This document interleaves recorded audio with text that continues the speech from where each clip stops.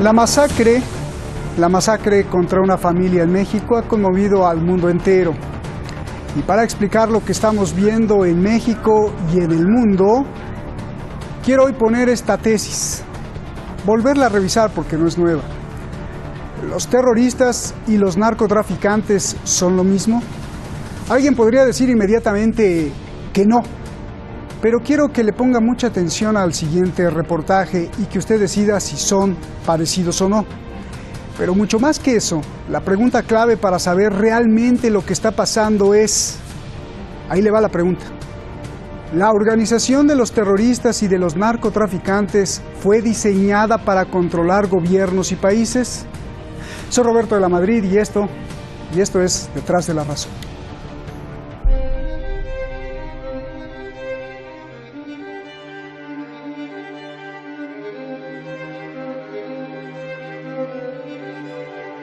Control de territorio.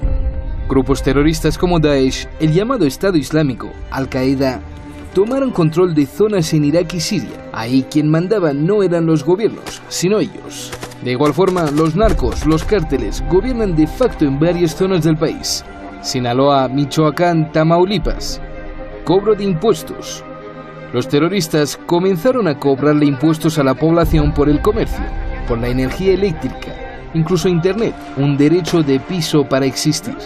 En México ocurre lo mismo. Los narcotraficantes cobran impuestos a la población, a los comerciantes, el derecho de piso. Impartición de justicia. Robo de recursos naturales. Fosas comunes. Los terroristas han dejado numerosas fosas comunes. La ONU documenta al menos 200 con miles de cadáveres. En México los narcotraficantes hacen lo mismo.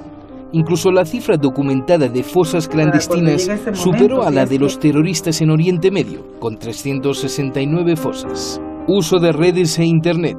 Los terroristas usan YouTube, Twitter y Facebook. Las han usado para amenazar a Occidente, difundir ejecuciones de prisioneros, provocar miedo y reclutar miembros, usando también música. En México, de igual forma, la guerra entre los narcos y contra las autoridades llenan de contenido las redes, sus mensajes, amenazas y ejecuciones para provocar miedo, y también usan música o pagan por sus canciones. Forma de asesinar. Terroristas hacen ejecuciones, cortan cabezas, incineran, prenden fuego inmuebles, disparan a quemarropa, sin piedad ultiman a sus rivales. Los narcos hacen lo mismo. Guerra contra el periodismo. Los terroristas odian a los periodistas. Decenas han desaparecido en Siria e Irak. En México, los periodistas que se atreven a revelar cosas del narco y el crimen igualmente son desaparecidos. Reclutamiento. Quien organiza a los terroristas y a los narcos aprovecha el resentimiento social, la pobreza, el desempleo, el perfil criminal y el extremismo ideológico, sea religioso o sin religión. Objetivo: controlar el poder, el comercio, crear caos, controlar droga, tráfico humano, dividir países o detener al rival, así sea un país entero. He said, you know what? Sounds like a pretty good idea.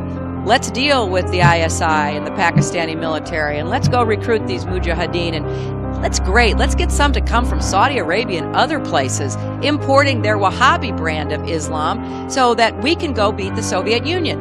And guess what? They retreated, they lost billions of dollars, and it led to the collapse of the Soviet Union. En los años 80, la CIA comenzó a tratar con los narcotraficantes. Obtuvimos estos documentos del Archivo de Seguridad de Estados Unidos. Muestran cómo el gobierno, a través de Oliver North, miembro del Consejo de Seguridad Nacional, tenía conocimiento de la colaboración con los narcotraficantes. Después vino el escándalo donde se involucró a la CIA de usar a los narcotraficantes para llevar incluso armas a Irán y financiar a los contras para derrocar al gobierno de Nicaragua.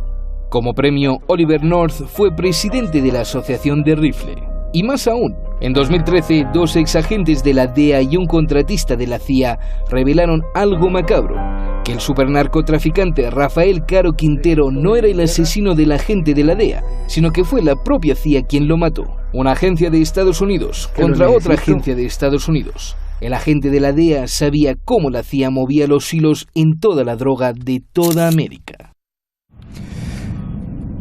Gracias a Shadi Alizadeh y a Keivan Moseinín, a la plataforma Nación 321 y a todo el equipo de Detrás de la Razón por esta investigación, y gracias a usted siempre, no me cansaré. Hoy tengo el gran honor de presentar a un periodista que admiro mucho y su lucha que ha hecho en Estados Unidos por defender la transparencia. Rubén Luengas, muchas gracias por estar aquí, está allá en México, y vamos a tener también, y ya lo estamos contactando, al doctor antropólogo, gran investigador y gran escritor Edgar Morín. Gracias a los dos por estar aquí, buenas noches. Antes de ir a la pregunta clave que hice al principio, Rubén, te pregunto algo también demasiado importante, ahí te va la pregunta, y un abrazo antes que nada. ¿Es posible que Estados Unidos tenga la intención de invadir militarmente poco a poco a México buscando pretextos? Bueno, mira, primero me gustaría, para contestar tu pregunta, recordarle a tu audiencia que en 1846, cuando el presidente de los Estados Unidos era James Polk, demócrata, desde su campaña, desde su acto de campaña y de convención demócrata en la ciudad de Baltimore, él ya tenía planteado bajo el concepto de el destino manifiesto, que es supuestamente que la divinidad, Dios le otorga un destino a los Estados Unidos para democratizar al resto de los países, etc. El presidente Polk buscó una excusa para invadir México. La excusa fue una escaramuza cuando él ya quería, evidentemente, quitarle Texas a México. Entonces, hubo una escaramuza al grado de que el entonces congresista Abraham Lincoln le dijo: señor Polk, ¿dónde demonios existe una prueba de sangre estadounidense derramada por los mexicanos? Entonces, con esa excusa, invadieron México, y la historia que ya todo el mundo sabe, la pérdida de gran parte del territorio mexicano. Entonces, era sangre derramada estadounidense.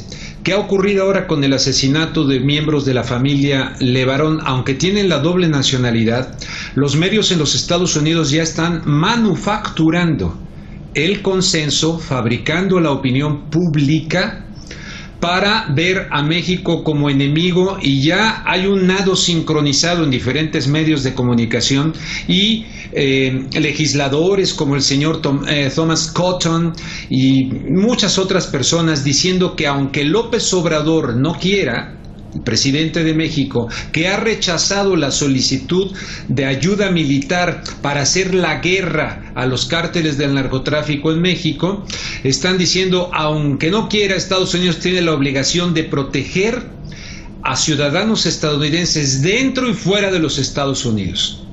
O sea que, dado los antecedentes históricos del propio México y dado los antecedentes históricos de Afganistán, Irak, Libia, Siria, y la amenaza que se vierte sobre Irán, que fue catalogado en su momento como miembro del eje del mal, inventándose excusas como por ejemplo el Golfo de Tonkin para la cosa de la guerra de Vietnam, el Maine, ¿no? El mismo Lusitania, el hundimiento de Lusitania con el presidente Wilson. O sea, todo en la historia nos indica que se busca una excusa para hacerlo. ¿Será esto una excusa, el asesinato de estos personajes de ambas ciudadanías mormones asentados en el norte de México? Yo digo que hay que tomarlo con toda seriedad,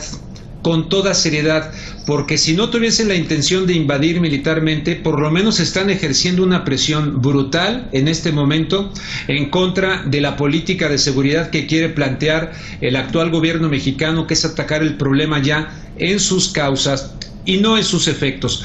Por lo tanto, yo te diría, no descarto de ninguna manera la posibilidad de que haya trogloditas en los Estados Unidos que en un momento dado quieran invadir México, sobre pretexto de lo ocurrido ahora con estos ciudadanos estadounidenses, que también mexicanos, ¿verdad? Que a fin de cuentas no sabemos quiénes les dispararon. Yo todavía no lo sé. Bien. O sea que a veces... Bien, gracias Rubén. Edgar, es un placer estar también contigo. Con lo de la familia LeBaron, con lo de Sinaloa, con las balaceras, con las emboscadas a los policías? ¿Qué es lo que estamos viendo en México, por favor, Edgar? ¿Qué tal? Un saludo a ti y a tu auditorio. Pues bueno, vemos un escenario cada vez más complejo, un escenario donde hay vacíos de información institucional, y al haber estos vacíos de información institucional se corre justamente el riesgo de que se propaguen rumores. Entonces hay un componente importante en todo esto que tiene que ver con los rumores. ¿Por qué decirlo? Porque si bien los rumores no necesariamente son verdad, lo que también la historia nos muestra es que a través del rumor se pueden difundir una serie de mensajes que en realidad tienen que ver más con propaganda. Entonces creo que ese es un componente importante de todo esto, que sirve para contextualizar parte de los hechos que están sucediendo en esta relación bilateral. Y creo que algo que es también útil señalar es que más que una intervención militar directa, que son bastante costosas, en dado caso se estaría optando por una intervención que es este término ahora más conocido de golpe blando o golpe suave, donde la propaganda y otras herramientas de desinformación son bastante útiles. Entonces creo que hay un escenario donde se complica la seguridad para el nuevo gobierno, donde la violencia vuelve a ser un componente muy importante, aunado, digamos, a este vacío de comunicación institucional eficaz que provoca rumores, ¿no? Y los rumores se prestan, digamos, mucho a hacer este tipo de actos de propaganda vinculados a intervenciones o golpes blandos. Entonces creo que ese sería como un elemento importante a tomar en cuenta, además, bueno, de lo que señala tu invitado también, por supuesto. Rubén, quiero ir a lo más profundo, y la pregunta es para los dos. Primero contigo, Rubén, quiero ir a lo más profundo, porque esto de la familia Levarón, bueno, pues es uno de los muchos hechos que vemos en las noticias de violencia. Algunos periodistas me dijeron: estás loco, ¿cómo crees que los terroristas son igual, similares o lo mismo que los narcotraficantes?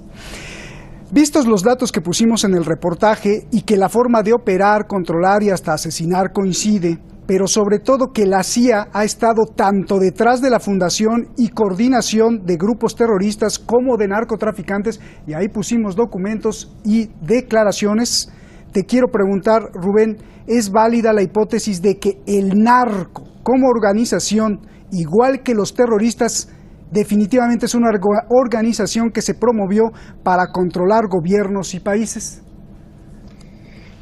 O sea, los grupos terroristas y los grupos criminales pueden ser utilizados para cometer actos de terrorismo, sin duda. Pueden ser perfectamente manipulados y pueden ser usados pues por poderes fácticos para cometer actos de terrorismo, infundir caos, infundir miedo, infundir inseguridad, un poco como lo plantea también Naomi Klein en su libro La doctrina del shock, para tener en shock a la población, a la gente, y con fines políticos. Evidentemente que sí pueden ser utilizados, aunque déjame nada más de decir que estoy de acuerdo con Edgar Marín en que Morín, perdón, discúlpame, en que para mí está ya en marcha, me queda clarísimo el golpe blando o el golpe suave, que está efectivamente basado en la presión, utilizando la propaganda. Pero te decía que no descarto lo otro, aunque ciertamente lo veo como la última opción. Pero sí, definitivamente, y lo que dicen ustedes ahí en la introducción es absolutamente correcto. El señor Oliver North, el escándalo de Irán-Contras, y hay muchos otros libros como el del señor McCoy que demuestra que la CIA ha estado metida no solamente en el caso de Irán-Contras y de Oliver North, sino que ha estado metida en Afganistán, en Centroamérica, en diferentes partes, en el narcotráfico. No en la lucha en contra del narcotráfico. Y el señor Gary Webb, un periodista del San José Mercury News, que escribió un libro que se llama Dark Alliance, Alianza Oscura, Alianza Negra, él describió perfectamente eso, cómo empezaron a drogar en las zonas pobres de Los Ángeles, vender droga para financiar a los contras de Nicaragua. Y curiosamente, Gary Webb, fíjate que lo suicidaron, digo yo, pero resultó suicidado en su hotel después de que le hicieron una presión de nado sincronizado los medios de comunicación a Gary Webb, y él descubrió todo esto. Pero sin duda el terrorismo se puede utilizar, los cárteles de la droga, incluso como caballo de Troya y como presión para intervenir, como ha ocurrido en Colombia con el Plan Colombia, y de alguna manera como han intentado hacer en el plan o la iniciativa Mérida aquí en México. Es que es muy significante la declaración de la propia Hillary Clinton que pusimos ahí, de cómo utilizan a todos los extremistas y a todos los mujahedines y a los talibanes para armarlos, entrenarlos y darle en la torre a la Unión Soviética, y cómo ella se jacta de que por eso cae la Unión Soviética. Y después también ver cómo estas operaciones de la CIA utilizan a cárteles mexicanos para obtener recursos, para enviar armas a Irán, y luego además para financiar a los contras y derrocar al gobierno de Nicaragua. Es verdaderamente tremendo, y de esto debes de saber tú más, Edgar, por Camarena, cómo lo mataron, un agente de la DEA. Acusan exagentes de la CIA que la propia CIA mató a la gente de la agencia hermana de la DEA de Estados Unidos. Imagínate. Quiero dejar claro, no es que Estados Unidos o la CIA o quien se convierta o la CIA sea quien convierta a las personas en criminales. Yo creo que es algo más cruel, Edgar, y más complejo. Usa a los delincuentes o a los extremistas religiosos o a los resentidos o a los sociópatas y promueve su organización, armamento y comercio para usarlos directa o indirectamente para sus objetivos geopolíticos. Incluso les da la libertad de expresar sus sentimientos y creencias, ya sea una versión retorcida del Islam o de un Robin Hood occidental, y el negocio es redondo. Edgar.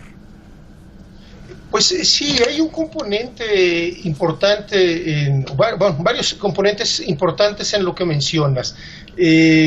Los servicios o los aparatos de inteligencia, no solo el estadounidense, en general en muchos otros países, han recurrido a esto que se llamarían las zonas grises. Es decir, estos espacios, situaciones donde converge lo lícito con lo ilícito, lo legal con lo criminal, y obviamente pues el tráfico de drogas entra en estas zonas grises del poder. Entonces, digamos que no habría un monopolio exclusivo de la agencia norteamericana, otras lo han utilizado, pero es interesante al mismo tiempo porque en el caso que ustedes refieren en el reportaje de Irán Contras y todo este proceso que se libró en Centroamérica y del que hoy todavía se viven gravísimas consecuencias en términos de el estado prácticamente de guerra en el que se encuentran varios de esos países, lo que encontramos, por ejemplo, es que fue tal la presión que ejerció esta agencia de inteligencia contra esta que le llama su hermana, la DEA, que fue obligada esta última a cerrar sus oficinas durante el tiempo del Irán Contra. Ya una vez que pasó la razón de Estado y la seguridad nacional, que es un elemento muy importante, que es el campo donde juegan las agencias de inteligencia, pues entonces volvieron a reabrir la oficina, digamos, ahí en Centroamérica, y volvieron entonces a descubrir grandes cargamentos de drogas y toda la narrativa que ya sabemos. También habría que pensar que esto que popularmente se llama la comunidad de inteligencia, donde forma parte la CIA y la DEA también, entre otras agencias, pues también entran seguramente en competencias, deslealtades, conflictos, y esto pues obviamente enturbia más el panorama. El caso que refieres, que es muy conocido, tiene que ver justamente con el asesinato de un agente de la agencia antinarcóticos en 1984. Y ahí obviamente hay algunos, más que documentos, porque además son cuestiones, las operaciones clandestinas que no dejan ese tipo de evidencia, pero lo que se encuentra en los testimonios de un exagente de la DEA que investiga el caso es precisamente una posible intervención de la agencia de inteligencia. Entonces, también a veces compiten entre ellas por la información, no necesariamente la comparten, pero lo que sí es un hecho, digamos, es que no las agencias como entes homogéneos, sino al interior, corrientes, grupos de interés, pues obviamente tratan de incidir en sus políticas. Hasta el momento, en el caso mexicano, pues se ha apuntado a un cambio, al menos en lo retórico, de la política antidrogas, que ha sido básicamente una política punitiva y represiva, de tipo cada vez más militarizado además. Entonces ahí había también como este tipo de dificultades. Lo que parece ser importante es justamente la coincidencia de hechos que vinculan en los últimos menos de 30 días, que vinculan, digamos, situaciones criminales o delictivas con la presencia norteamericana, específicamente el caso de la familia Levarón, que es muy relevante, y también el caso de Culiacán, o este llamado Culiacanazo. Entonces, se dan elementos, para pensar en ese sentido. Perdón, te escucho. Sí, déjame ir con Rubén. A ver, Rubén, ¿qué le va a pasar a México al ver que la CIA se pelea con su hermana, la DEA, en la historia, la Agencia Antidrogas? ¿Es posible que el gobierno actual mexicano esté emboscado e infiltrado? Y lo digo por muchas cosas, ya que hay dentro del gobierno gente ligada al sionismo o a Israel, y hay gente también contra el sionismo y contra Israel, y la lucha es prácticamente a muerte. Solo un ejemplo, el asesor de Donald Trump, Jared Kushner, el diseñador de la masacre palestina, tal como lo acusan los palestinos a través del acuerdo del siglo que quiere implementar en Oriente Medio, y de la imposición de la Embajada de Estados Unidos en Jerusalén, que dejó 30,000 heridos y cientos de muertos por las protestas. Este señor Jared Kushner hizo que López Obrador fuera en marzo pasado a territorio de Televisa, a la casa del vicepresidente de Televisa, y los tres cenaran ahí muy contentos. ¿Qué le va a pasar a México en este fuego cruzado? Bueno, es una pregunta bien fuerte. Mira, evidentemente hay una presión enorme de factores externos, de los Estados Unidos, de Israel, del Mossad. Sin duda hay tremendas presiones para el gobierno de López Obrador, que siempre los han tratado de alinear a la agenda que en el mundo y en la región encabeza Estados Unidos. Pero antes me gustaría puntualizar que, mira, la llamada guerra en contra de las drogas que se protagonizó en México con Felipe Calderón, evidentemente fue un gran negocio para corporaciones estadounidenses en la venta de armamento, en la venta de espionaje, en la venta fue un gran negocio. La guerra desde el punto, ya sea en contra del llamado terrorismo, en contra de las drogas, de lo que tú ordenes y mandes, siempre ha sido un negocio, ¿verdad? Entonces, en ese sentido, a México lo quieren arrastrar ahora que López Obrador no quiere entrarle a una situación como la de Felipe Calderón, que fue un verdadero fracaso, quiere otro planteamiento. Esta influencia externa es robarle la agenda a López Obrador. ¿Tú quieres otro planteamiento? Sí, pero nosotros no. Te podemos robar la agenda. ¿Y cómo te podemos robar la agenda? Para que no construyas, que no tengas la energía, ni el tiempo, ni todo aquello que se requiere para la construcción, y además para ponerte en contra a tu propia población. Puede ser el narcotráfico, puede ser crímenes como estos que han venido ocurriendo, tremendos, como lo del llamado Culiacanazo, o también lo de la familia Levarón. Perfectamente puede ser. Yo recuerdo cuando nos querían enviar acá a México a la Blackwater, esta empresa privada de sicarios, de seguridad privada, y que los querían enviar para acá, ¿no? Entonces, y ahora que Donald Trump dice, ahí les va, les quiero ayudar, ¿qué nos quieren convertir en Siria? Nos quieren convertir en Siria. Entonces, ¿qué le va a pasar a México? Pues vamos a ver qué ocurre, porque si no se alinea López Obrador, le puede ocurrir lo que me dijo a mí en entrevista en San Francisco John Perkins, autor del libro Confesiones de un gángster económico, que él dice, nosotros enviamos primero a los gángster económicos para buscar que los presidentes se alineen a nuestros intereses. Cuando fallamos, entran entonces los chacales, así les llama él. Y los chacales, me dijo él, son los que asesinaron a Omar Torrijos en Panamá, simulando que fue un accidente de avión. Fue los que asesinaron a Jaime Roldós en Ecuador, simulando que fue un accidente de avión. Yo estoy seguro que los gángsters económicos ya mandaron sus señales al gobierno de López Obrador, que se declara antineoliberal, que quiere zafarse de muchas cosas de México, en fin. Entonces, ¿qué le va a pasar a México? Es una verdaderamente encrucijada, porque antes tuvimos presidentes entreguistas, entregaron el petróleo, entregaron todo, a través también de instrumentos como el Tratado de Libre Comercio, que si bien es cierto, ha facilitado las exportaciones de sectores, sobre todo en el norte de México, ha desmantelado el campo mexicano y convirtió en maquiladoras a muchos trabajadores, casi como esclavos. Entonces, es una situación muy delicada, muy grave. Vamos a ver, ahora no olvidemos que Trump está de cara a las elecciones, toda esta retórica también es de cara a buscar aquellos discursos donde él decía los mexicanos son violadores, son secuestradores, son malos, y ahorita le están llenando la cabeza, bombardeando la cabeza al electorado norteamericano, una vez más utilizando a México para una elección estadounidense. No sé si me explico. Me encanta cuando dices tu frase, Rubén, el campo de batalla es la mente, y para esto debe saber mucho también Edgar Morín, porque él es justamente antropólogo. Rubén, los chacales que mencionabas, curioso es, hay un tal Félix que estaba implicado en la muerte de Camarena, el agente encubierto de la DEA, que también está implicado con la muerte del Che Guevara. Imagínate, claro, nada más. A ver, Edgar, dame tu réplica de todo lo que estamos diciendo. ¿Qué le va a pasar a México, por favor? Digamos que coincido en buena medida con lo que se está planteando. Es un escenario muy complejo, porque sobre todo porque se mezclan elementos externos e internos. Y además el asunto de las drogas está inevitablemente ligado, en el caso mexicano, a la corrupción, al tráfico de armas y a una serie de problemas de violencia estructural.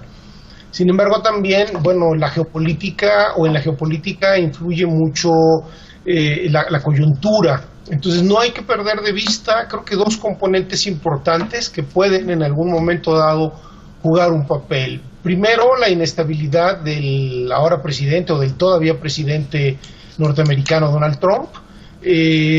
Personas que le han tratado, lo retratan en el libro que escribe este periodista creador del Watergate, Bob Woodward, en su libro más reciente, habla de una característica mental, digamos, muy, muy reveladora del presidente Trump, que tiene que ver con su falta de constancia y con su estrategia comunicativa de pegar para adelante. Entonces, en esta coyuntura externa, digamos, para México, el factor Trump con esta inestabilidad creo que es importante, y combinado, digamos, con las presiones o los grupos de interés, digamos, más recalcitrantes, donde aparecen algunos actores de esto que el también presidente norteamericano Johnson, me parece, se refería como el complejo industrial militar, Eisenhower. La comunidad de inteligencia, ¿no? Entonces, ese sector es muy importante. Creo que hay enemistad, o al menos verbalmente, Trump ha expresado enemistad contra esta comunidad, los ha menospreciado. Entonces, ahí hay un elemento importante en esta cuestión. El otro es su proceso de impeachment, que tiene ahí una relación también política. Entonces, en esa coyuntura habría que analizar todas estas variables de lo que pasa en Estados Unidos, y creo que también algo importante es que el gobierno mexicano tendrá que hacer, si no alianzas públicas por razones obvias, no puede haber una injerencia diplomática, pero sí tiene que hacer vínculos con estas asociaciones que están peleando contra la libre venta de armas. Entre el 70 y el 80% de las armas que se utilizan en México en este asunto de la violencia y de la guerra contra las drogas provienen de Estados Unidos. Entonces hay un problema importante, no va a cambiar esa política, porque tiene que ver además con la propia dinámica interna de nuestro vecino, ¿no? Es decir, las armas están en su segunda enmienda, entonces es un problema mucho más complejo. Pero ahí creo que habría que hacer una alianza importante. Y el otro es también en el frente interno, es cómo se combate toda esta oposición que se está generando.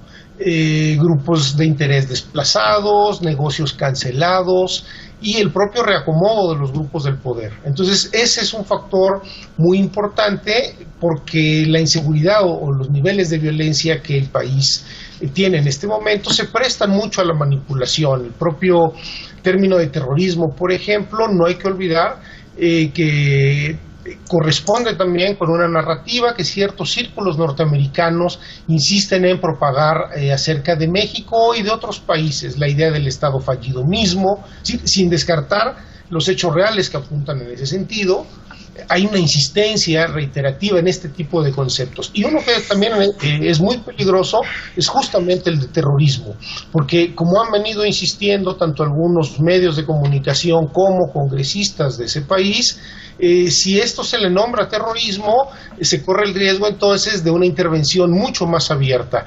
No hay que olvidar que a raíz del 11 de septiembre las leyes en buena parte del mundo respecto a lo que es terrorismo se han endurecido mucho. Entonces eso contribuye a la dificultad. No olvidemos también que desde estas agencias, desde estos medios, sus comentócratas y voceros, han surgido algunas ideas que son incluso bastante descabelladas, es decir, las alianzas de pandillas juveniles de la Mara Salvatrucha, por ejemplo, con financieros de Al Qaeda, o cosas por el estilo donde no se pide más casi un dogma de fe que evidencias. Entonces creo que también es muy importante en el frente interno tener mucho cuidado con el uso de los términos.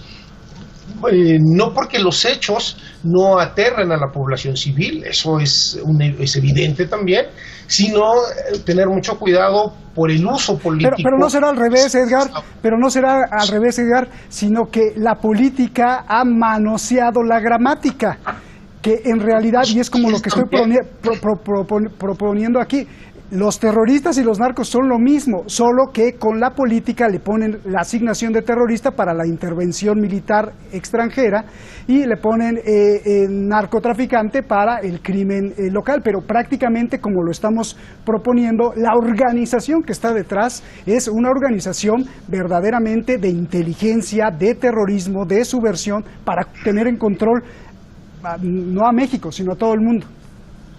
Digamos que también hay algún elemento, hay un elemento que es muy importante en todo esto, que es el componente ideológico. Es decir, en el caso de los traficantes de drogas y grupos de crimen organizado, su ideología más allá del dinero no parece ser muy evidente. En el caso de cierto terrorismo, particularmente el terrorismo islámico, y tu auditorio tendrá mucha información al respecto, hay un componente ahí de tipo ideológico, religioso, este asunto del sacrificio, las 11,000 vírgenes del paraíso. Entonces, creo que esos son como los pequeños detalles que debemos atender también, sobre todo porque, como bien lo dices, cuando la política ataca la gramática, eso se presta a una serie de manipulaciones, propaganda, y en las guerras o en las ofensivas de este tipo, pues son como los componentes más importantes, ¿no? Por eso creo que sí hay que ser muy cuidadosos en esto. En los hechos, por supuesto, barren con la población civil. Me baso en las palabras de Hillary Clinton, y ahí tú no me dejarás mentir, Rubén, de que es que no les importa si son creyentes o son ateos o si tienen una versión retorcida del Islam, es que no les importa. Lo que les importa es, bien, tú estás en contra de tal persona, yo te armo, te organizo y te entreno. Y entonces la expresión de violencia es usada para los fines propios. Rubén, ¿qué va a pasar? ¿Qué va a pasar? Y esto es una pregunta muy interesante. Seguramente en México hay zonas controladas por el narco, esas zonas grises, como en Siria había zonas controladas por terroristas rebeldes e insurgentes. Y ahí en Siria, Estados Unidos pues se metió, puso su bota militar sin ningún permiso, y el gobierno de Siria no podía hacer nada porque no podía cubrir todo el territorio. ¿Qué va a pasar si en las zonas de conflicto en México pues llegan los soldados de Estados Unidos sin permiso, alegando que ya no es por México, sino una cuestión de seguridad nacional, lo que citaba Edgar, para los Estados Unidos, de detener a los peligrosos narcos que ahora son unos monstruos terroristas? ¿Qué va a pasar, Rubén, cuando veo a la prensa, y tú la ves en inglés, apuntando para allá, y al tonto y estúpido senador de Estados Unidos diciendo que prefiere ir a Siria que a México? Lindsey Graham. Bueno, de hecho la intervención ya está a nivel de presión, a nivel de lo que considero que efectivamente está en marcha un golpe blando. Si ponemos en contexto también a 3 exgenerales que en menos de 2 semanas aquí en México, ex generales, pero ante militares en diferentes medios, uno en entrevista con la revista Proceso, que se llama Sergio Aponte, otro el general Gaitán, con la presencia del secretario de la Defensa, otro a través de su cuenta de Facebook, que están criticando abiertamente están hablando como si fueran de los Estados Unidos, como llegan las voces de allá. Entonces, cuando me dices qué va a pasar, primero está esta presión tremenda, tanto interna como externa, de una nueva derecha que en México ya no se ve necesariamente representada por el PAN, y que la están canalizando para tratar, como lo dijo el señor Vicente Fox, de darle en la madre a la Cuarta Transformación. Entonces, espero que no ocurra aquello de boots on the ground, que vengan las botas sobre el terreno. Pero la clave del asunto, de lo que también decían ahorita ustedes, es que la ideología y la política, sí, los narcotraficantes tal vez no tengan su ideología como tal, pero como dije al principio, la política y la ideología los pueden utilizar para generar actos de terrorismo y para generar actos convenientes para los poderes fácticos. ¿Qué va a ocurrir si llegan y se meten ahí? Pues se armará un gran escándalo, pero pues a fin de cuentas, si tomamos en cuenta lo que ha ocurrido en estos países como el Medio Oriente, pues no sé, pero esto ya aquí tan cerquita, en el patio trasero de los Estados Unidos, no sé si habría un despertar de las conciencias a nivel latinoamericano o no, no lo sé. Pero sería evidentemente gravísimo. Nada más quiero anotar algo, y dicho sea de paso, fue el presidente Eisenhower el que habló en su último discurso antes de pasar la estafeta a Kennedy del complejo militar industrial, pero hay un libro maravilloso que se llama The Next War, la siguiente guerra. ¿Quién lo escribió? Pues nada más y nada menos que Caspar Weinberger, quien fuera secretario de la defensa de Ronald Reagan, con un prólogo de Margaret Thatcher. Si ustedes buscan este libro, una ojeadita por ahí en internet, hay un capítulo dedicado a México, la siguiente guerra. Fíjate, fue escrito creo que en 1989, por ahí. La siguiente guerra, ¿qué describe Caspar Weinberger? Que van a invadir México porque se va a declarar Estado fallido a México, porque va a tener un gobierno populista, porque va a haber un caos que va a poner en peligro la vida de ciudadanos estadounidenses. Yo digo, ¡ay! Se supone que es ficción, pero qué manera, y con Margaret Thatcher el prólogo de la ficción, y resulta que es justamente lo que están diciendo ahora. Estado fallido, hay un gobierno populista, hay un estado de caos, hay vidas de estadounidenses que se han perdido. Pues yo diría, ojo, mucha atención con el tema. Bien, Edgar, te veo ahí con muchas cosas, por favor, adelante. Es un asunto, insisto, bastante complejo. Creo que lo que es muy importante en este momento pues es tratar de generar o de encontrar la mayor cantidad de pistas posibles, de documentación, que vaya, digamos, ayudando a contextualizar y a entender la complejidad del fenómeno. Este tipo de intervenciones no son nuevas, y creo que es interesante traer a cuento estas memorias. Cuando escuchaba a Rubén hablar, también recordaba a este otro trabajo de Bob Woodward sobre el Irán-Contras, donde justamente los asesores de William Casey, el director de la agencia en tiempos de Reagan, hablaban de cómo construir justamente un escenario catastrófico. Los escenarios catastróficos reales o ficticios o imaginarios son bastante útiles justamente para echar a andar cuestiones como el pánico moral. Pensemos, por ejemplo, en el drama de los migrantes, específicamente los migrantes centroamericanos. Hay más de 5,000 niños que han sido enjaulados en este proceso, digamos, de detener migrantes. ¿A través de qué? De un pánico moral que también se aplica, digamos, a otro tipo de migrantes, o se aplica también a los traficantes de drogas. Entonces, creo que es muy importante el análisis muy cuidadoso justamente de este tipo de mecanismos, porque habría que sumarle, por ejemplo, que la tecnología te ha producido cosas como ahora tan en boga como las fake news o noticias falsas, que en realidad no son nada nuevas. La manipulación es bastante antigua. Lo que es muy relevante es que ahora en ese espacio de lo virtual se está superponiendo de alguna manera lo ficticio, la mentira y la realidad.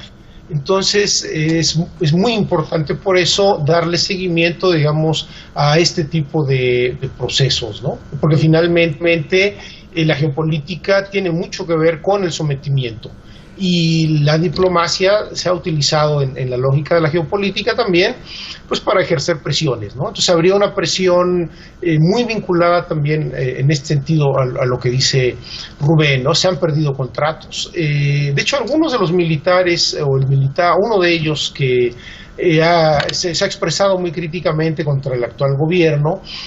Cabe recordar pues que también no están exentos de problemas de redes de conflicto de interés.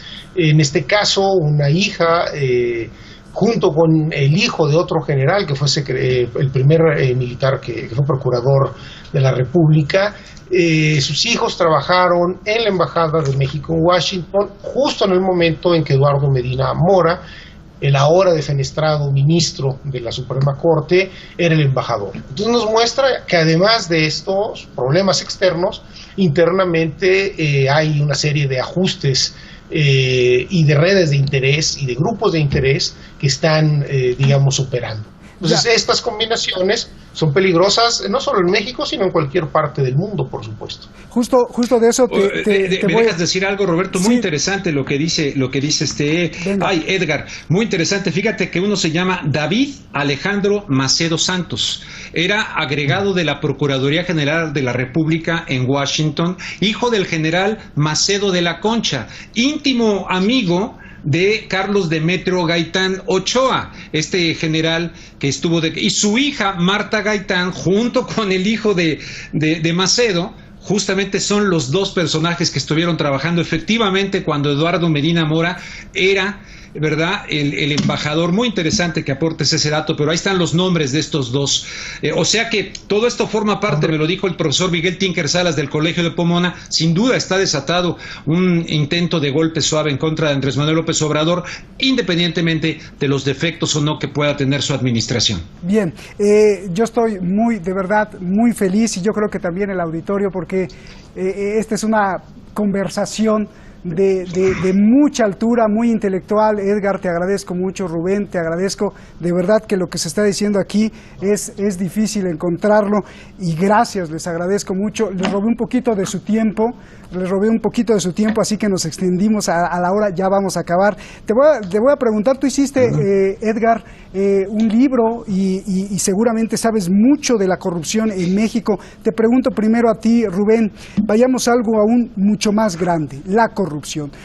Y esto aplica no solo para México, sino para toda América Latina.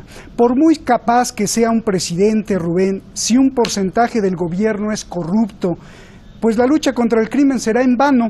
¿Cómo combatir la corrupción y cómo combatirla desde el origen? Y el origen quizás sea la historia, esa visión de que los rubios, los blancos, los más altos tienen el poder, que evolucionó desde la conquista, ha permitido que muchos gobiernos y millones de ciudadanos se vendan al más poderoso. Ahora ya no importa si es blanco o no, sino es por inercia. Dime tu apreciación, Rubén. Bueno, primero, no haría yo la distinción de el crimen y lo político. Estaré yo de acuerdo con el doctor Edgardo Buscaglia, quien dice que en México no ha habido mejor crimen organizado que el político. Y evidentemente en el tema del crimen organizado referente a las drogas, pues por favor, negar que hay políticos metidos en el narcotráfico sería equivalente a negar que Mickey Mouse está involucrado en Disneylandia. Es decir, no puede operar el crimen organizado en las drogas en México sin el cobijo de lo político. Son simbióticos, no se pueden separar. Y evidentemente yo ahora con lo de Culiacán me he preguntado cómo fue posible que el cártel del Chapo Guzmán, pues, allá, de Sinaloa, muchas gracias, ¿cómo fue posible que tuvieran una actitud casi como de guerrillas, hubieran tomado todo de rehén a la ciudad de Culiacán tan rápido? Quiere decir, en mi opinión, que se tiene que por lo menos investigar que no haya habido una filtración desde lo militar o desde lo político, o desde lo militar o desde el aparato de seguridad de México al cártel, porque reaccionaron así de manera inmediata. Bueno, entonces no se puede separar, mi estimado Roberto, pero me perdí la segunda parte de la pregunta, si me la repites. La segunda es, ¿qué vamos a hacer con países, no solo México, sino todos de América Latina, corruptos? ¿Cómo vamos a solucionar eso? La corrupción está coagulada en las arterias de México y de otros países, está coagulada y está metida de lleno en las estructuras de gobierno, y se supone que López Obrador dice que él quiere terminar con esta corrupción. Pues le deseamos todo el éxito del mundo, y terminar con esta corrupción va a ser también en la aplicación de la legítima aplicación de la ley, que pasa por terminar con la impunidad. México es uno de los países con mayor impunidad, con mayor corrupción a nivel mundial. Entonces, él decía que las escaleras se barren de arriba para abajo. Ahora ya se está investigando con corrupción a quien fuera secretario de Comunicaciones y Transportes, Ruiz Esparza. Tiene que ser investigado, y muchos otros. Ojalá que verdaderamente lo que se haga sea colocar donde deben de estar esas personas ante la ley y sus consecuencias. Por ejemplo, Ruiz Esparza inició un proyecto de un tren a Toluca, un tren ahí que está parado, se invirtieron millones y millones ahí de dólares, está totalmente detenido, hay columnas que no coinciden, hay filtraciones de agua, hay un puente que ahora van a tener que destruir porque estuvo mal construido, es el mismo del socavón, eso donde se hundió la carretera de aquí por Cuernavaca, en fin. O sea que la corrupción es lo que ha crucificado a México y a los mexicanos muchas veces en la pobreza, que estos cuates se han venido llenando los bolsillos desde hace años sin verdaderamente colocar o servir a la ciudadanía para que puedan salir de la pobreza. Ahí quiero ver, entonces, Rubén, se tiene que combatir la corrupción a como dé lugar. Rubén, ahí atrás en la causa psicosocial, yo estaba poniendo un tinte racista, Rubén, esta idea de venderse al más poderoso, que quizá dejó plasmada, quizá la conquista. Dime eso, Rubén, para pasar con Edgar, que él es el antropólogo. No, pues yo creo que él nos va a corregir, pero me sale de mi mente pensar que la corrupción no es propia de ningún tipo de raza. La corrupción es una condición humana. He estado leyendo lo que decía Sócrates, Platón, etcétera. Ellos un poco decían que todos podemos eventualmente llegar a ser corruptos si tenemos la oportunidad. Bueno, pues perdone, pero yo la he tenido. Alguna vez me ofrecieron la oportunidad de ser aviador, de ir a cobrar en una secretaría sin trabajar, y les dije que no, y en ese momento estaba muy necesitado de trabajo. No sé qué sea, yo creo que fueron mis padres, la educación de mi madre, pero hay otros que sí lo aceptan, y hay periodistas corruptos y médicos corruptos y de todo corrupto. Entonces no creo que sea una situación de raza, es una condición humana que hay que combatir. Quizá no de raza, pero a lo mejor sí de colonialismo, una herencia de colonialismo. Bueno, sí. ¿No? Cuando las potencias invaden, dejan un desorden tremendo en el tejido social. Edgar, por favor. Edgar nos puede ilustrar, sí. Sí, pues digamos que no hay un componente cultural, no hay un componente racial. Creo que el asunto de la corrupción sobre todo se desarrolla, además de estas bases filosóficas que para Occidente se remontan a los griegos.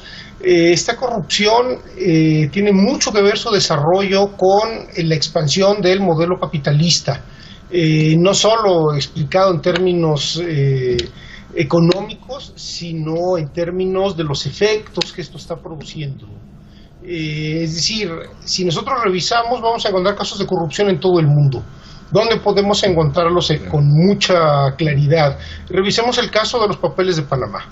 Entonces, en los papeles de Panamá lo que encontramos es que países, si nos sirve de algo ahora, de todo el espectro ideológico, decirlo así, estaban involucrados con cuentas en paraísos fiscales. Entonces hay un problema importante que es global, que tiene que ver con la corrupción, que no respeta, digamos, ningún elemento ideológico, es decir, de izquierda, de derecha, del centro, de cualquier lado, aparecían en estos papeles. La corrupción, en ese sentido, pues también se combate siguiendo pues esta premisa muy antigua de pues hay que seguir la ruta del dinero. En el caso mexicano, en este momento, la Unidad de Inteligencia Financiera está dando ahí algunos golpes en este sentido. Es importante porque seguir la ruta de este dinero permite varias cosas. Entre otras razones, no ha tenido toda la eficacia que se necesita, bueno, pues porque tienes por un lado un poder judicial con graves problemas de corrupción y por el otro lado tienes una ahora fiscalía, que antes fue la Procuraduría de la República, que también tiene gravísimos problemas estructurales. Pero, digamos, en principio un elemento muy importante tiene que ver justamente con perseguir la ruta del dinero. Y esto se hace en muchos países, básicamente con unidades de investigación, digamos, de distintas instituciones, de tal manera que se les puede perseguir por la vía penal, pero también por la vía fiscal y otra serie de mecanismos y de leyes que permitiría desmantelar que la red completa. Pero ¿con mano dura o con educación? ¿Con mano dura o con educación? Digamos que es una mezcla de muchas cosas. No puede haber, digamos, o sea, el combate financiero, digamos, esto de la mano dura es como muy complicado, sobre todo porque es más una herramienta retórica para decir que se vende seguridad, aunque esto no se pueda garantizar. Pero, ¿por qué lo de la mano dura? Más bien tiene que ver con un trabajo policial serio, de inteligencia, lo que no se vio, digamos, en el caso de Culiacán. Eso es lo que se tendría que hacer policialmente. ¿Por qué? Porque no hay que olvidar que en México, como en buena parte del mundo, pero en este caso que hablamos, hay una paramilitarización del conflicto. Eso es muy importante. O sea, lo que veíamos o lo que vimos en estas imágenes del caso Culiacán, pero también lo que se ha visto en Michoacán o en Tamaulipas, es decir, en distintos estados del país, es un problema de paramilitares, es decir, ya personas con entrenamiento de este tipo, que tienen nociones muy claras de estrategia, de táctica, armamento. Es decir, hay una profesionalización de la violencia también en estos paramilitares. Y algo que es muy importante y que también es un asunto global, está también en juego, más que el asunto criminal, hay recursos naturales que están en disputa. En México se han encontrado datos interesantes de cómo lugares donde hay presencia importante del crimen organizado hay también reservas interesantes de recursos energéticos. La cuenca de Burgos, el noreste de México, por ejemplo. Pero esto lo podríamos ver en distintos países, lo pudimos ver, me parece, en conflictos como Irak y otros más. Déjame ir con Rubén. Paramilitarización, por un lado, que se tiene que combatir, digamos, pues con inteligencia policial. Ojo, no militar, porque el asunto de la militarización del combate a las drogas es también una imposición, hasta cierto punto, del gobierno norteamericano. Es algo que se remonta en México a los tiempos de Cedillo. Gracias, Edgar. Y sí, pues vemos a los terroristas en Irak y en Siria arriba de los pozos, ¿no? Ahí si queremos trazar el mapa. Dos preguntas, Rubén, ya nos vamos. Estrategia contra el narco. ¿Cuál es la estrategia contra el narco, contra el crimen en México? ¿Y por qué en México no se podría lanzar una estrategia similar a la que Rusia, el propio Estados Unidos, Siria, Irak lanzaron contra las bandas criminales terroristas? Fuerza total contra ellos.